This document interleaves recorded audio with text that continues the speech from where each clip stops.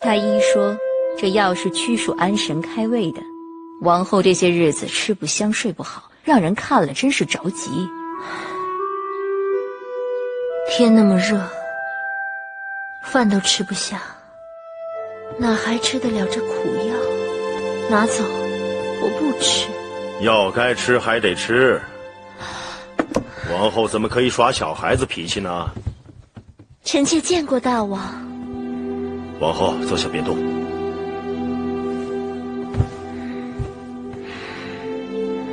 王后为何不肯吃药？药太苦了。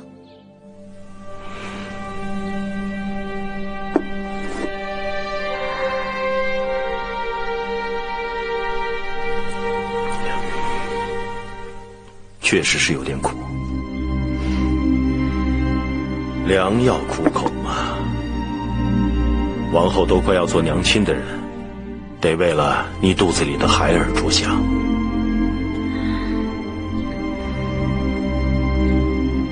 来，寡人喂你。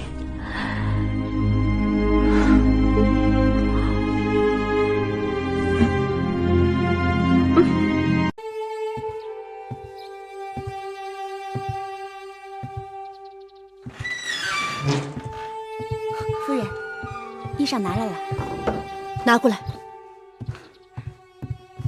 他没有起疑吧？没有。不过他特意嘱咐说，这些衣裳都是他从燕国带回来的旧物，让下面的人轻松慢洗，千万不要洗坏了。仔细找，肯定在这衣服里面。是，边边角角都不要放过。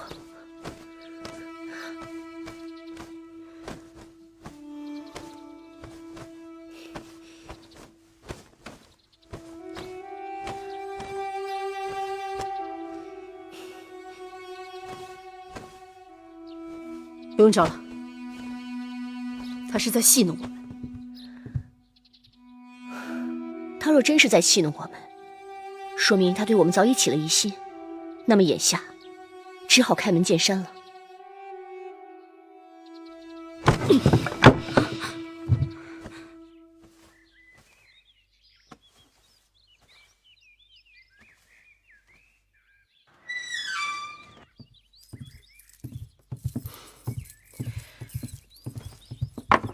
妹妹，魏夫人，吴王后，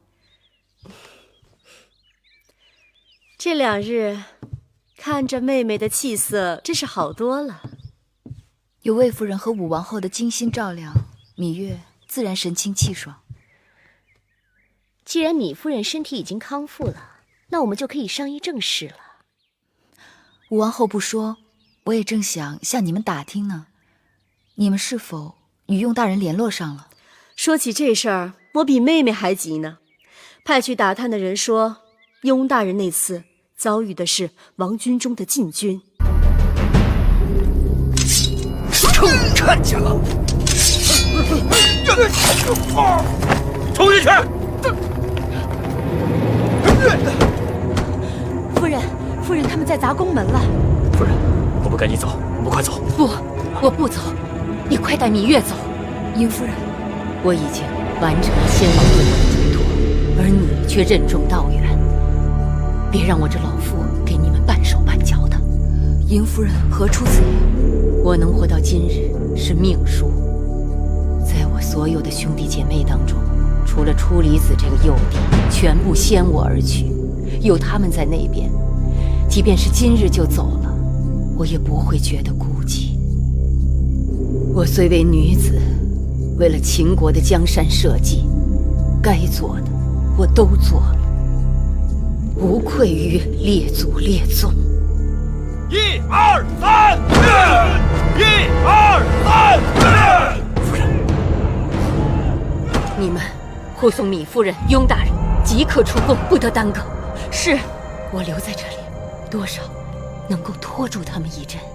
殷夫人，记住，公子期登基之日，别忘了给我焚炉香，抱个歉啊！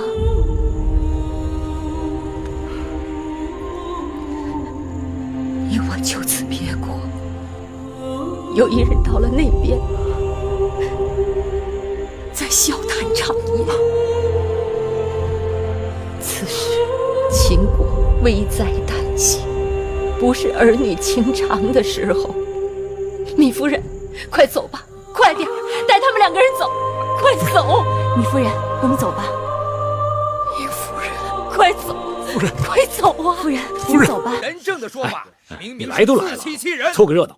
下一注，咱们赌一下，看谁家会赢。好啊，既然来了，就不能空手而归啊！好，你们道德家的学说好是好，但是不如我们兵家的实用。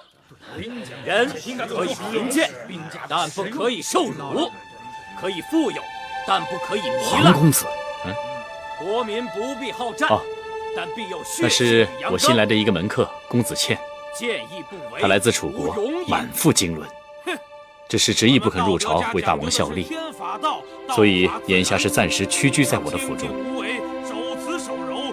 公子倩，你们兵家的学说虽然实用，却过于功利了。怎么，张子与他相识？啊，唉，眼花了。跟张仪之前的一个故人很相似罢了。看差了。一天到晚只会空谈清净无为，这于事于人有何用处？一派胡言。我们道德家的道法自然，与时迁移，应物变化，看似无所作为，实则无所不为。说得好，好，兵家好，法家好，兵家好，法家好，儒家好，道德家好，儒家好啊！道德家好，道德家好，兵家好，法家好。公子，以诗书礼乐教化百姓。今日辩论明明是我们儒家获胜，你为何不投我们的注啊？鄙人并非不赞成儒家的克己复礼，只是诸侯相争，天下大乱，克己复礼难以实行。可就算你不赞成我们的学说，也别投法家呀！这法家治国简直是一派胡言。照他说的做，那君王们都独视、独听、独断。上个月樊长史的孩儿公子通满周岁，那公子通比大儿就大7个月，却是异常安静的孩儿。我看他身子瘦弱，怕是樊长史上次滚下台阶，害得他先天不足。哎，那次你怎么没去啊？樊长史说他也差人请了你。姐姐，妹妹来姐姐这里是有件事情想要求你。姑姑，带大儿下去吧。是。抱下去吧。是。别以为我愚笨，你一走进交房殿，我就猜出了你的来意。母监不肯为我传话，大王不肯听我陈情。大公主这几日水米不进，我怕她有空，我自会去看望大公主的。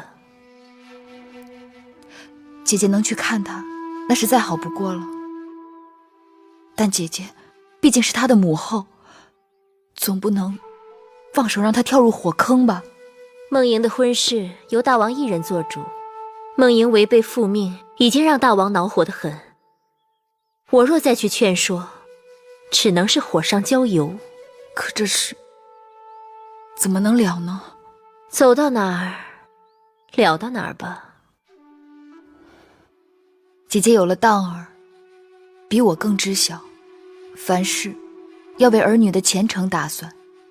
列国自有年貌相当的诸侯和太子，大公主为什么偏偏要嫁给燕王那个老朽？那个燕王还是个瘸子。若是轮到你我，也是打死不嫁的。上次召集后宫嫔妃，五官容貌倒是栩栩如生，只是魏公子看看，这个永人是不是有点毛病？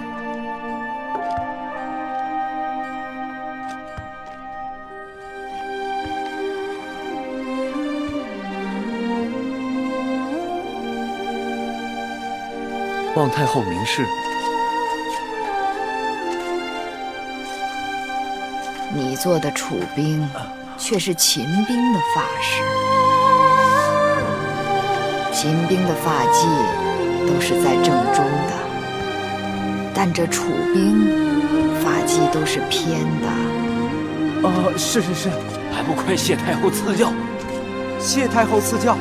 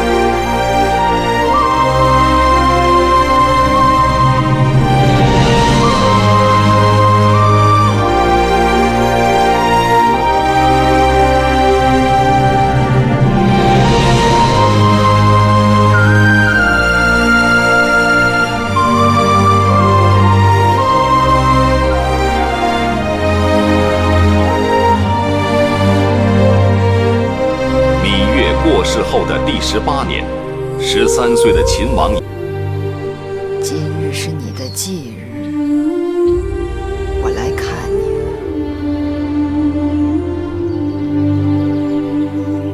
前些年，我把你的坟迁移到这骊山脚下，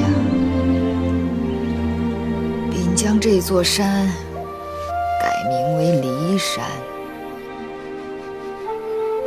是你宅离的离，我想你会明白我的意思。我在这山脚下行修陵寝，从我开始，秦国的历代君王都将葬在这骊山之下。100年之后，我跟你会很久。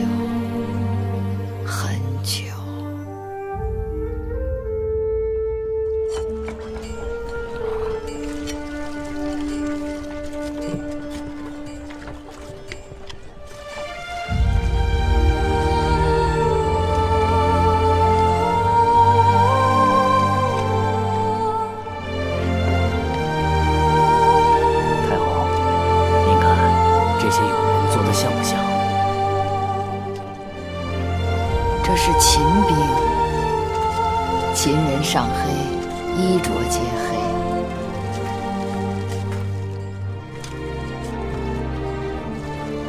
这是楚人，红绿战袍，楚人风情。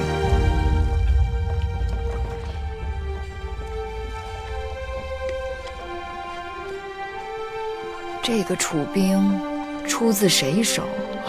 回太后，是他做的。太后，